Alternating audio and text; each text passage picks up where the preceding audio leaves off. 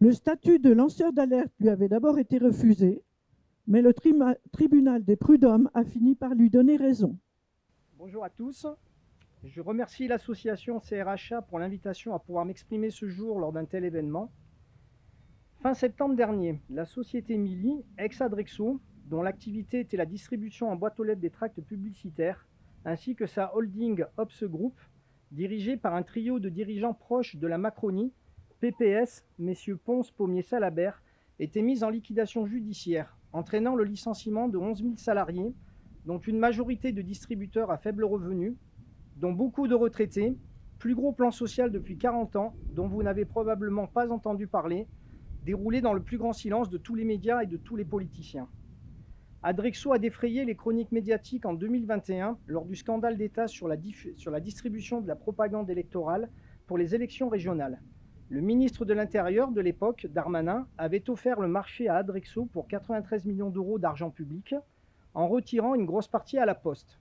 Environ 11 millions d'électeurs n'ont jamais reçu les documents électoraux, avec commission d'enquête parlementaire et sénatoriale, devant lesquelles Darmanin a menti en prétendant ne pas connaître les difficultés financières d'Adrexo et ses dizaines de millions d'euros de dettes auprès de l'État, impayées, alors que celle-ci était déjà sous protection de Bercy lorsqu'il était ministre des Finances. Cette introduction est là pour planter un décor historique. Venons-en à mon alerte. La fraude au chômage partiel, avec complicité des gouvernements macroniens. J'ai été salarié au sein d'Ops Group, anciennement Spire Communication, de 2002 à mai 2023, en tant qu'analyste programmeur puis analyste décisionnel au sein du service informatique. Lors du premier confinement Covid, entre mars et mai 2020, le trio PPS a demandé à bénéficier du chômage partiel à hauteur de 80% pour 17 500 salariés, masse salariale autour de 20 millions d'euros par mois. Pour l'ensemble du groupe, soit 16 millions d'euros par mois de prise en charge durant 3 mois. Dans la réalité, il nous a été imposé officieusement, sous peine d'être dégagé, de travailler à 100%. Anciens délégués du personnel et du comité d'entreprise et syndical, habitués à leurs infractions permanentes au Code du travail avec condamnation qui se chiffre en millions d'euros cumulés au fil des années, j'ai, dès les premières incitations malsaines suivies des menaces, procédé à ce qui me permettrait de prouver ces faits graves. Collecte des mails, notes, relevés de pointage, etc. Mais également des enregistrements audio des conversations pertinentes. J'ai entamé une plainte devant le Conseil des prud'hommes d'Aix-en-Provence en mars 2021. Après tous les subterfuges du trio PPS pour retarder l'inévitable, j'ai fini par avoir gain de cause le 12 novembre 2024 dernier, 3 ans et demi après.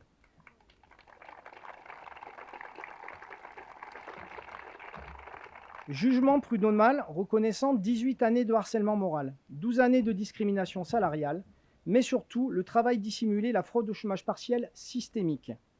J'avais commencé à alerter l'inspection du travail d'Aix-en-Provence en décembre 2021 pour ces 3 fautes graves.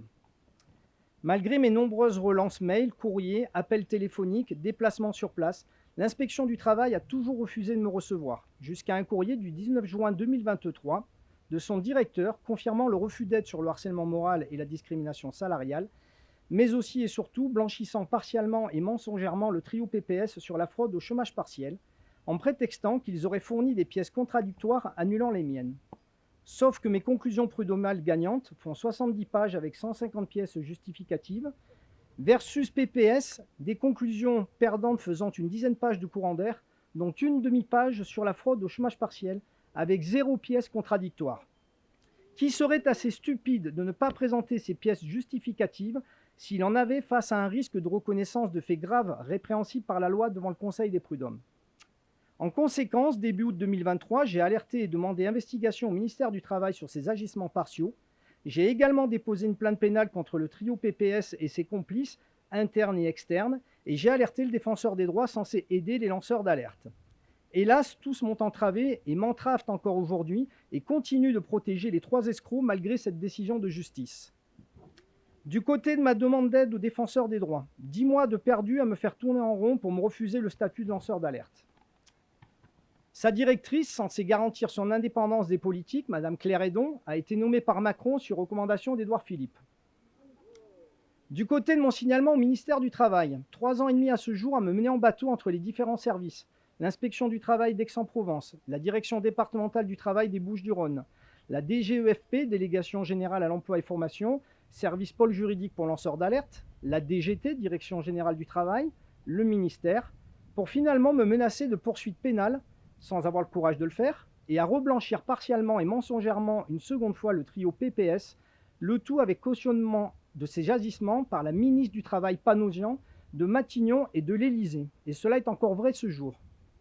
Du côté de ma plainte pénale au parquet d'Aix-en-Provence, n'ayant pas pu me constituer partie civile, faute de moyens financiers, le procureur refuse de m'auditionner, de prendre en compte mes nouvelles pièces, de m'informer. Officiellement, 3 enquêtes successives, mais en réalité, mon dossier est coincé sur une étagère depuis de nombreux mois. Aucune audition, aucun acte significatif avait risque de prescription des faits. Le procureur maintient le statut enquête préliminaire, ce qui lui permet de rester dans la non-transparence, alors que la décision des prud'hommes aurait dû l'inciter à ouvrir une information judiciaire avec désignation d'un juge d'instruction. N'oublions pas que l'actuel ministre de la Justice est M. Darmanin. Du côté des politiques, je n'ai eu de cesse depuis juin 2023 d'alerter et solliciter l'aide de tous les partis politiques, y compris des 577 députés, des 348 sénateurs, y compris les présidents de la Commission des finances, de la Commission des affaires économiques et sociales, etc. Encore hier, bilan des députés menteurs osant m'écrire qu'ils ont pris conscience de la gravité de mon dossier, qu'ils vont m'aider et faire cesser les entraves du gouvernement, etc. Non suivi des actes et zéro nouvelle réponse à mes relances. Du côté des syndicats, même musique au niveau national et aucun n'a jamais parlé des licenciements des 11 000 salariés.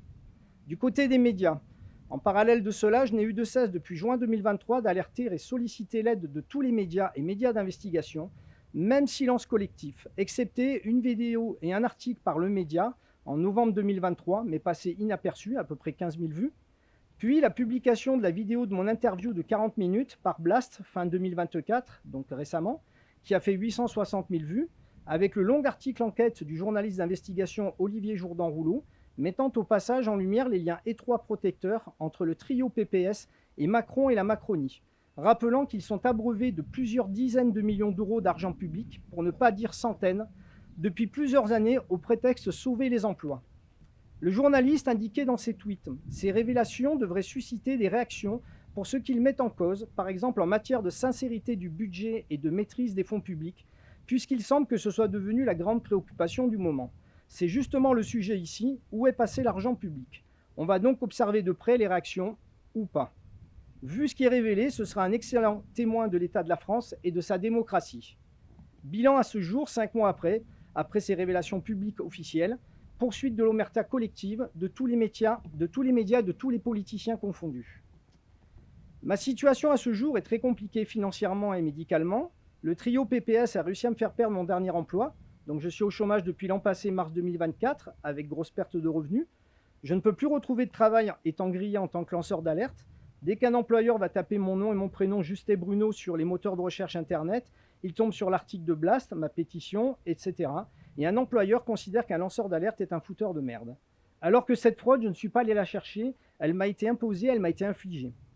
Ceci malgré 30 ans d'expérience en ingénierie informatique, dont 13 années de spécialisation dans l'analyse décisionnelle, pour laquelle il y a beaucoup d'offres d'emploi. Je vais pourtant me retrouver au RSA en septembre prochain, dans 4 mois, avec toutes les galères supplémentaires qui s'en suivent, paiement du crédit immobilier, etc. Et ce combat, avec tout son lot d'entraveurs et autres complices, m'accapare malheureusement 100% de mes journées à faire des courriers, chercher les lois, etc., même en dormant que 4-5 heures par nuit. Du fait de la liquidation judiciaire, mes nouveaux entraveurs supplémentaires aujourd'hui sont le liquidateur judiciaire et l'AGS, Fonds de garantie interemployeur, qui bloque illégalement ma procédure d'indemnisation depuis 6 mois, histoire que je perde aussi beaucoup de temps à me battre contre eux, au détriment de moins poursuivre le combat original. En sachant que j'ai déjà déboursé 14 000 € pour avoir dû changer 4 fois d'avocat non intègre dans ma procédure prud'homale, et les tarifs annoncés par les avocats pour pouvoir me constituer partie civile dans ma plainte pénale sont de 10 000 €, et pour ma plainte contre l'État de 6 000 €.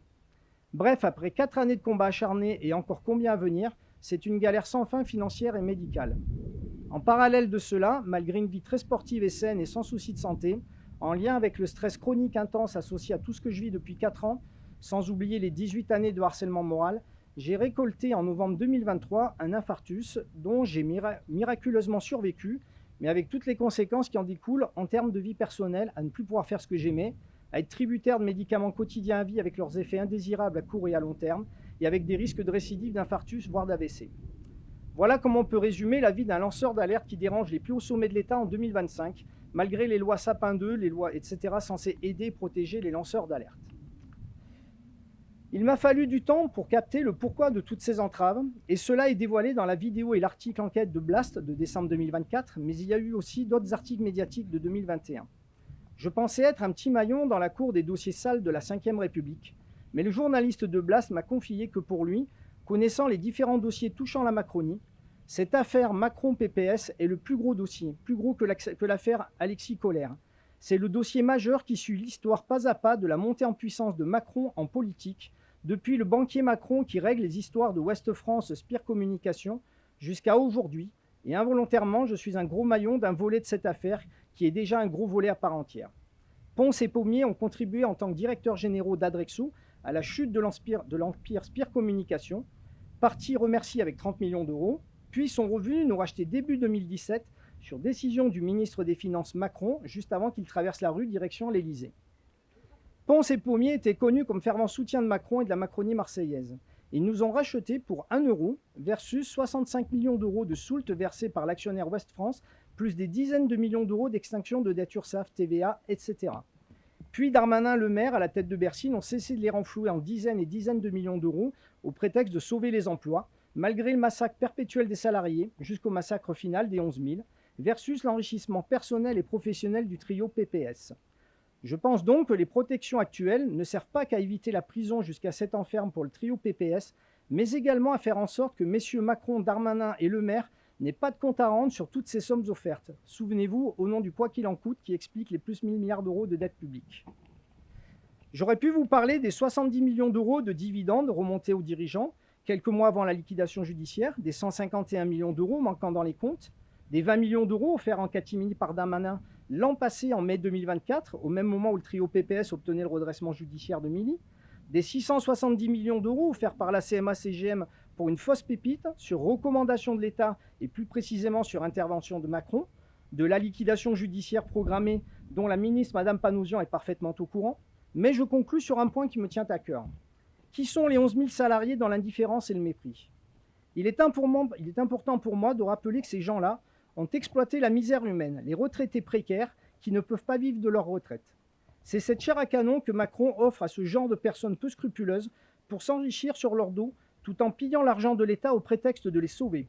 En manifestation de soutien avec les salariés de Milly ex-Adrexo, je me suis retrouvé avec un distributeur de 78 ans m'indiquant que sa collègue de travail avait 93 ans. Cela ne vous choque-t-il pas? Est-ce cela que nous voulons comme présent pour nos parents, nos grands-parents et comme avenir pour nos enfants, petits-enfants? Voilà ce que Macron nous offre, de l'esclavage jusqu'à notre dernier jour sur Terre pour gaver une poignée d'ultra-riches. Je peux même vous citer le cas d'Adrien Trivaletto, âgé de 87 ans, qui a gagné son procès prud'homal au bout de 6 ans de procédure, après les subterfuges de renvois habituels des escrocs, malheureusement décédé 8 jours avant de gagner. C'est aussi cela que je dénonce dans cette affaire Macron-PPS qui doit éclater au grand jour pour que ce système-là ne puisse plus exister. J'espère que cette prise de parole me permettra peut-être des nouveaux contacts et des échanges en parallèle de l'événement. Je bataille notamment pour trouver des avocats compétents, intègres et militants, prêts à me suivre et à m'aider. Si bien que cette voyoucratie institutionnelle se sait non inquiétée pour le moment et le trio PPS peut continuer à couler des jours heureux sur les millions d'euros acquis salement.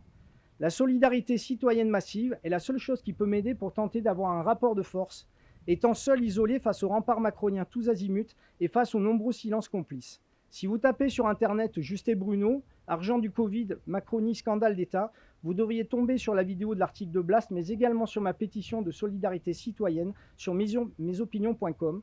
Et j'ai juste mon QR code ici sur mon t-shirt si cela vous intéresse pour en savoir plus. Merci de m'avoir écouté. Merci.